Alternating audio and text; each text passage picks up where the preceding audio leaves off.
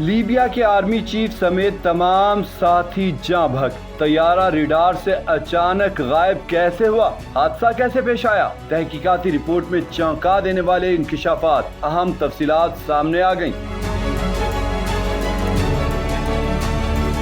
ترکی میں فضائی حادثے کے دوران لیبیا کے فوجی سربراہ جنرل محمد علی احمد الحداد ہلاک ہو گئے ہیں۔ اطلاعات کے مطابق وہ ایک فالکن 50 طیارے میں 4 دیگر افراد کے ساتھ سوار تھے، جو ترکی کے دارالحکومت انقرہ سے روانہ ہوا تھا۔ ترکیہ کے وزیر داخلہ علی پرلیکایا نے social media platform X پر بتایا کہ طیارے کا رابطہ مقامی وقت کے مطابق رات 9:52 پر منقطع ہو گیا۔ طرابلس جانے والے اس طیارے نے رابطہ منقطع ہونے سے پہلے ہنگامی لینڈنگ کی درخواست بھی کی تھی۔ ترکی کے وزیر داخلہ کا کہنا تھا کہ یہ حادثہ لیبیا کے لیے ایک بڑا دھچکا ہے، کیونکہ جنرل محمد علی احمد الحداد ملک کی فوجی قیادت میں مرکزی حیثیت رکھتے تھے۔ لیبیا کی حکومت نے فضائی حادثے میں فوج کے سربراہ سمیت تمام افراد کی ہلاکت پر ملک میں 3 روزہ سوگ کا اعلان کر دیا ہے۔ میڈیا رپورٹس کے مطابق فالکن 50 نامی جیٹ طیارہ جس میں فوجی سربراہ سوار تھے،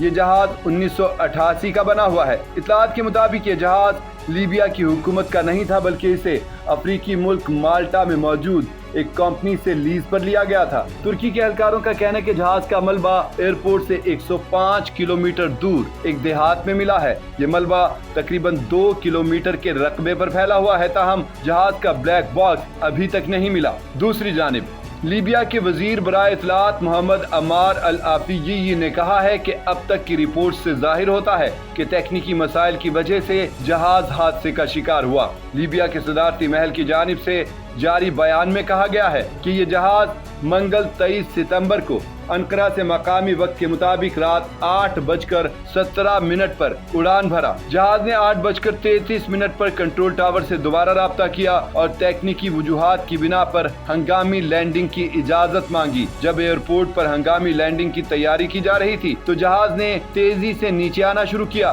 اور 8:36 پر یعنی پرواز کے 19 منٹ بعد جہاز ریڈار سے غائب ہو گیا اور اس کے ساتھ رابطہ منقطع ہو گیا۔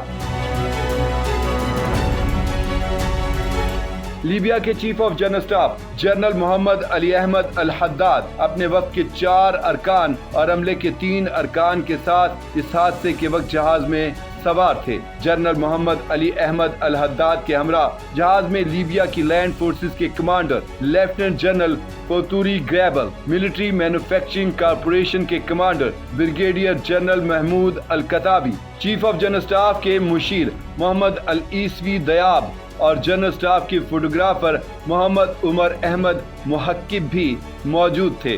لیبیا میں 24 اور 25 دسمبر کو یوم آزادی کی تقریبات کا انعقاد ہونا تھا، تاہم اس حادثے کے بعد وزیر اعظم دبیبہ نے سوگ کا اعلان کرتے ہوئے کہا ہے کہ 3 دن تک تمام ریاستی اداروں پر پرچم سرنگوں رہیں گے اور تمام سرکاری اور جشن کی تقریبات معطل کر دی جائیں گی۔ تحقیقاتی ٹیم ترکیہ بھیجنے کا فیصلہ بھی کیا گیا ہے۔ لیبیا کے وزیر اعظم عبدالحمید دبیبہ نے ترکیہ میں ہونے والے فضائی حادثے میں فوج کے سربراہ جنرل محمد علی احمد الحداد کی ہلاکت پر شدید افسوس کا اظہار کیا اور اسے قوم کا بڑا نقصان قرار دیا۔ وزیر اعظم نے کہا کہ لیبیا نے آج وہ افراد کھو دیے جو وفاداری کے ساتھ ملک کی خدمت کر رہے تھے۔ جنرل محمد علی احمد الحداد 5 سال سے زائد عرصے تک لیبیا کے چیف آف جنرل اسٹاف کے عہدے پر فائز رہے اور انہوں نے ترکی کے ساتھ اپنے ملک کے تعلقات کو فروغ دینے میں اہم کردار ادا کیا۔ کہا جاتا ہے کہ وہ 2011 میں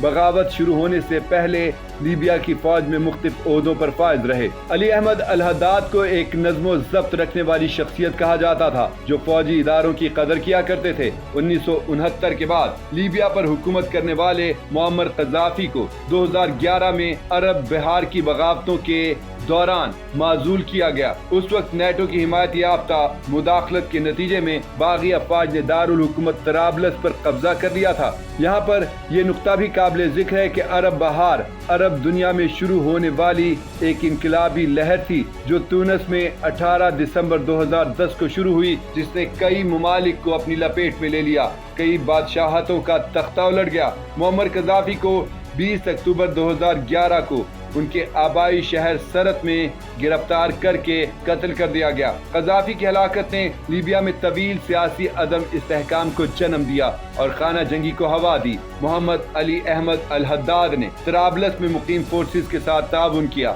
وہ 2015 میں طرابلس کے فوجی ضلع میں ایک سینئر کمانڈر بنے۔ ان کی پوسٹنگ مغربی لیبیا کے انتہائی نازک فوجی علاقوں میں تھی۔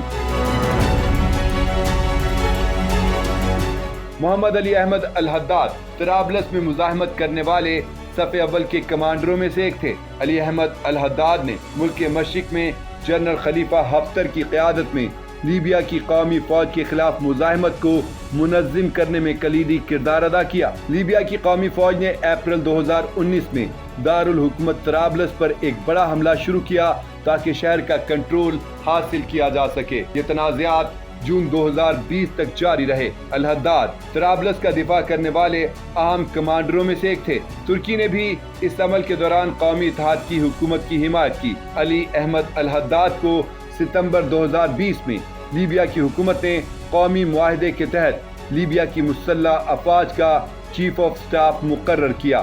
ان کے عہدہ سنبھالنے کے بعد سے ترکی کے ساتھ لیبیا کے گہرے فوجی روابط قائم رہے اور اس دوران وہ کئی بار انقرہ کا دورہ کر چکے ہیں۔ علی احمد الحداد پچھلے 2 سال سے دفاعی شعبے میں ترکی کے ساتھ لیبیا کے تعاون کو آسان بنانے اور دونوں ممالک کے درمیان اعلیٰ سطح کے رابطوں کو برقرار رکھنے کے لیے سرگرم تھے۔ یہاں پر یہ بات بھی قابل ذکر ہے کہ تیل کی دولت سے مالا مال لیبیا میں جاری خانہ جنگی کے بعد ملک کی مشرق اور مغربی علاقوں میں 2 حریف متوازی حکومتیں قائم ہیں جن کے پاس لیبیا کا کنٹرول ہے۔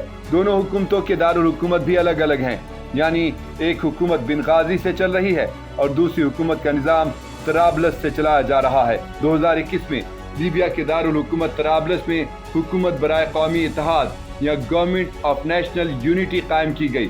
اس حکومت کے وزیر اعظم عبدالحمید دبیبہ ہیں اور ان کی حکومت کو عالمی سطح پر تسلیم شدہ حکومت قرار دیا گیا ہے۔ لیکن اگلے ہی سال لیبیا کے مشرقی علاقے کے اراکین پارلیمان نے حکومت برائے قومی استحکام کے نام سے حریف حکومت قائم کی۔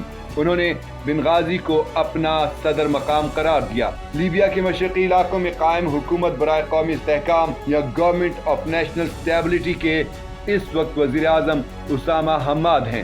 لیبیا کے مشرقی علاقوں میں لیبیا نیشنل آرمی بھی سرگرم ہے جس کے کمانڈر جنرل خلیفہ حفتر ہیں۔ جنرل خلیفہ حفتر کی سربراہی میں لیبیا نیشنل آرمی کسی حد تک بنغازی کی حکمران جماعت کے قومی استحکام کی مدد کرتی ہے، کیونکہ یہ دونوں گروہ طرابلس میں قائم وزیر اعظم عبدالحمید دبیبہ کی حکومت کے خلاف ہیں۔